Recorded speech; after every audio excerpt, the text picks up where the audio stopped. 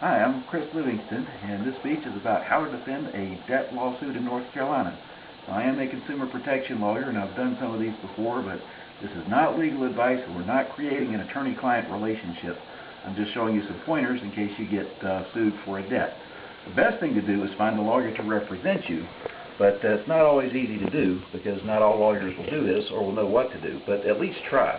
Some of them will do it for free, some of them will do it for a reduced price, but at least try. So you might even get legal aid help. But what will happen is you'll get served with papers from either a deputy sheriff or by certified mail or by FedEx, and here's what you'll get. This is called a summons. This is the document from the court that says, it's an actual summons from a case I did last year, but all the identifying information is marked out. This is the document from the court that says you've got to answer this lawsuit within 30 days or you automatically lose. Alright, this is going to be right under it. Usually the summons will be on yellow paper, but it works when it's on white paper too. This is the summons that where the alleged creditor says who they are and who you are and why you owe the money and about how much you do. The actual complaint is pretty simple, usually just one page.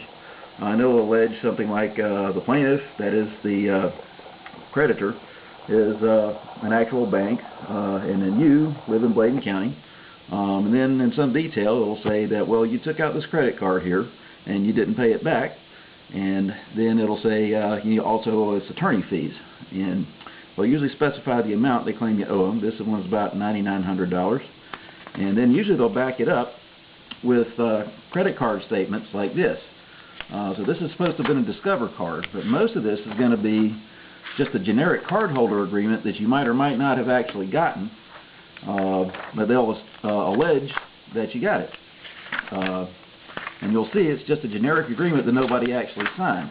So they're counting on you to not defend it. So what you do is you look over it, and if you don't recognize anything, then you'll get to the end, and this is what's called an affidavit of account, where somebody at Discover claims that they know exactly all about your account and that you owe them this much money. Alright, so what you'll have to do, very briefly, is answer the complaint. This is the actual answer to this suit, and again, the identifying information is scratched out. So you look at this, and the plaintiff alleges something here, and you say, denied, I don't know that. Second, they allege that you live here and you're a grown-up. Well, you can admit that. But the rest of this, we deny it, because we don't know what they know, really. And just deny that that you don't owe them anything.